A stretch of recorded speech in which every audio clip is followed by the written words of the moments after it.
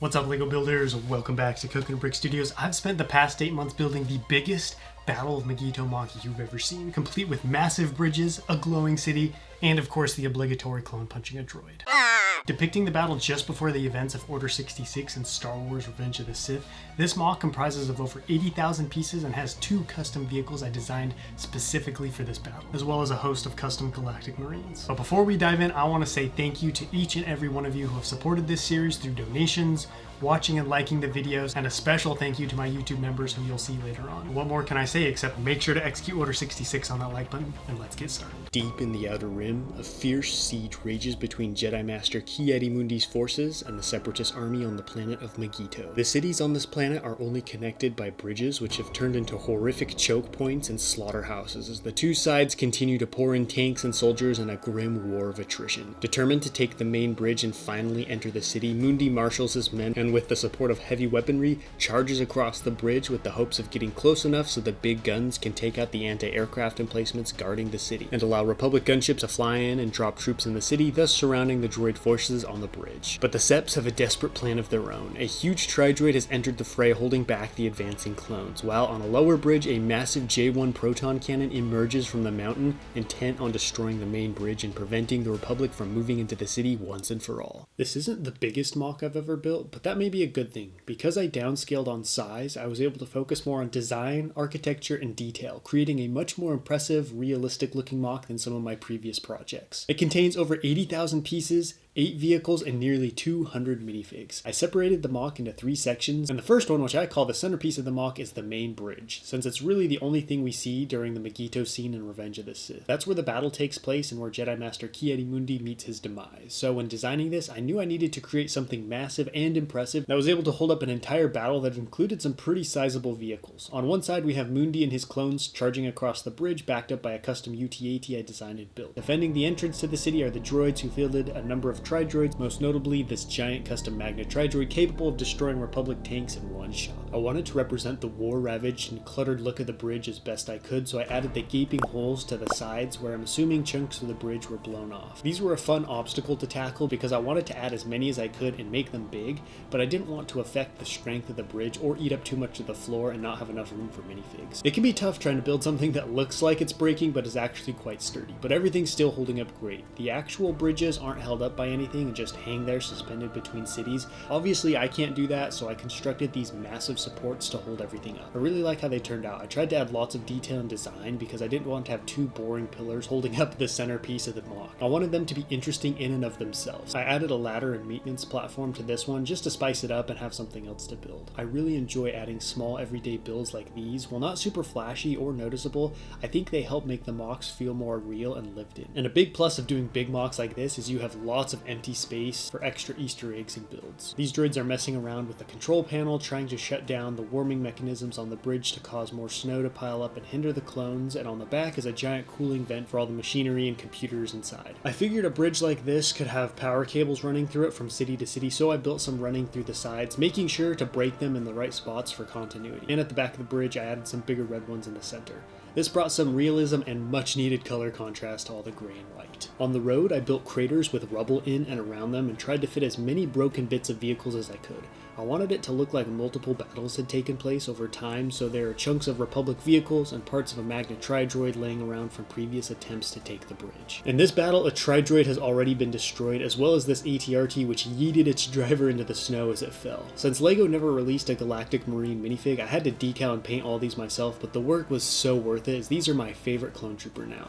Because Mygeeto is such a harsh climate, these Marines with their special gear were deployed, but I still wanted a little variation in the ranks, so I added this trooper manning an E-web cannon and a little machine gun nest, and these flame troopers torching the enemy. I know it's not the most practical weapon against droids, but you can't argue with how cool they look. Plus, we all know Ki-Adi-Mundi loves his flamethrowers. And speaking of pointy heads, General Mundi is here in front leading the charge with Commander Bakara behind him, blissfully unaware that Order 66 is about to unfold and change the galaxy forever. This guy lost his gun and helmet, but is still going strong, punching his way through the ranks. This UTAT was a real challenge to build since it's comprised of so many weird angles and shapes, but I feel like I was able to capture the overall look. One unique fact about this is it hovers, and using those skids underneath, it is able to lock in place with the ground and fire its big guns no matter how rough or broken up the terrain is underneath, providing artillery support just about anywhere the clones need it. Hence the name Unstable Terrain Artillery Transport. I built a full interior in the back, and you can see the last of the clones deploying to join the fray. If you want to see more of its features and interior, I'll stick the showcase video link at the top of the screen. I have a pretty sizable droid force holding back the clones, with this Magna Tri-Droid towering over everything. Thankfully, this build went much smoother than the UTAT, and I was very pleased with the microplanet of Coruscant was the perfect size and coloration for the head. It gives the droid such a smooth and unique look. It can also stand on its own, but I added a support rod just in case, and so I could pose the legs how I wanted. These smaller Tri-Droids are from the Clone and Droid Battle Pack, which got released just in time, as these were the perfect size for the battle, since I needed some smaller droid vehicles to bulk up the Separatist army. Emerging from the city, I have a fresh squad of battle droids marching in as reinforcements. Let me know in the comments if you think this droid force has a shot at holding the bridge. Moving on to my favorite part of the MOC, the secondary bridge. I had a lot more creative freedom with this one, since all we see in the movie is that there are more bridges underneath, but that's it.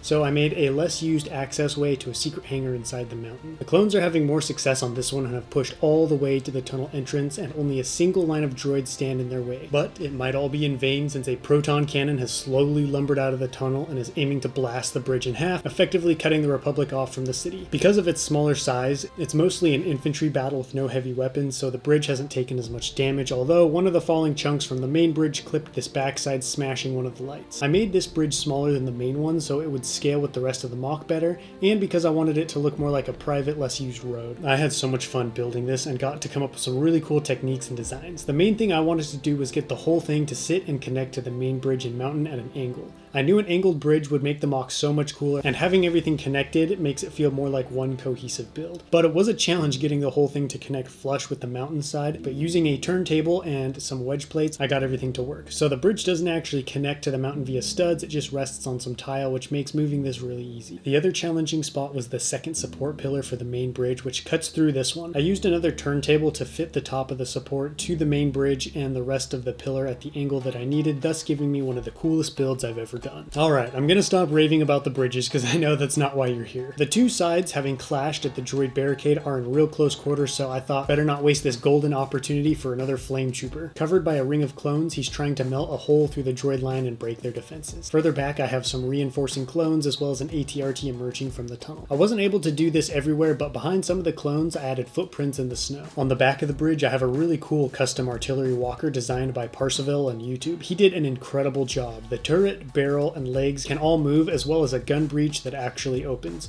Currently, it's targeting and trying to destroy this anti-aircraft station so gunships can fly into the city without getting shredded to pieces. But a squad of rocket droids has just burst from the cloud cover, jetting over to disable the walker, so its small arms defenses are about to be put to the test. The droids don't have much, but they don't need to hold for long. I also have a little mortar crew firing up onto the main bridge. I really like the design of the tunnel. I wanted something that looked like a bunker or military installation built right into the mountain, and I added some green lights and greebling inside so it feels like an actual tunnel that goes somewhere and not just a facade. There is some air power present. I have two custom M5 built gunships hovering out of range of the guns waiting to deploy their troops, and inside are my YouTube members. I'm extremely grateful for their extra support and wanted to include them in the build as a thank you. Each member can pick who they want to represent them, which is why we have all kinds of cool minifigs on display. And now each member knows where they were during the Battle of Mygeeto. If you want to be in my next MOC series, make sure to become a YouTube member today. Now we come to the third and biggest section of the MOC, the Mountain City. It's a little weird saying it's the biggest because it's also just kind of the background of the whole thing and not the main focus.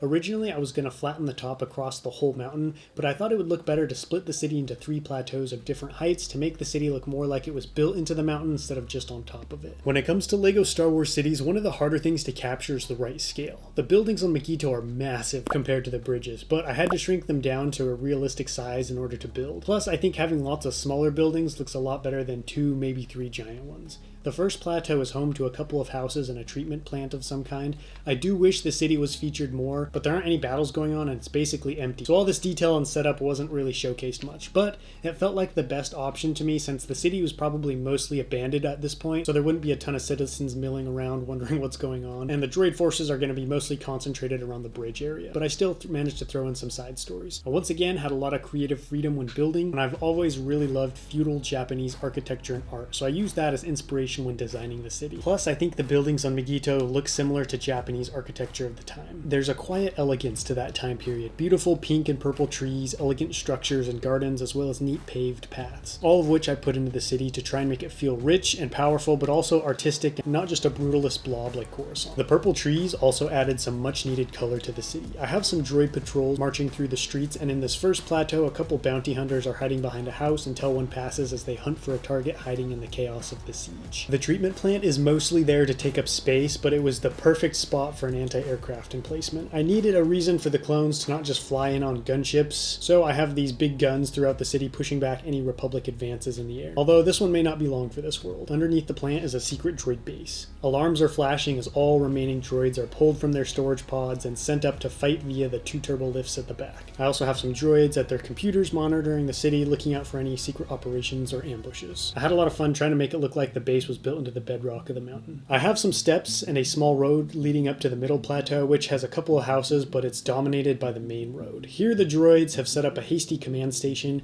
in order to monitor the battle and begin evacuating the city. Well, Newt Gunray is beginning to evacuate himself with some loot.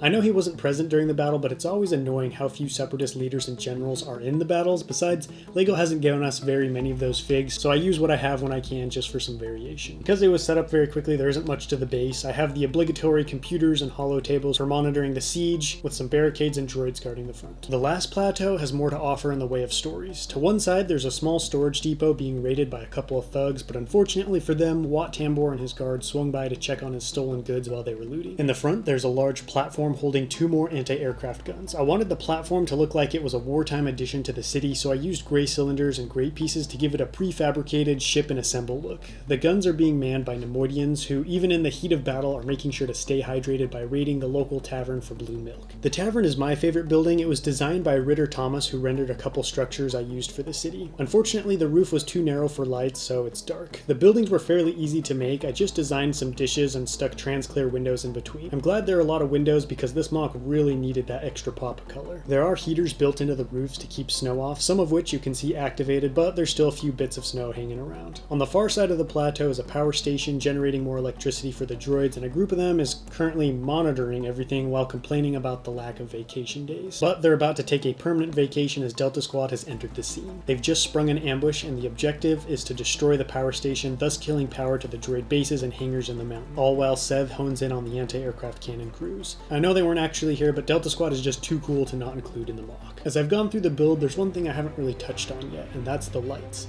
This is the most extensive lighting setup I've ever attempted, running lots of wires and packs through the bridges and mountain, as well as individually lighting each house. It wasn't something I was super excited about or confident in attempting, but stepping back to look at the finished result makes me so glad I pushed myself out of my comfort zone. This really shows how lighting can take a mock to a whole new level, and this would not have been as impressive of a build without them. I used different colors to get different vibes, from the blaring red alarms of the droid base to the gritty industrial yellow lights on the bridges.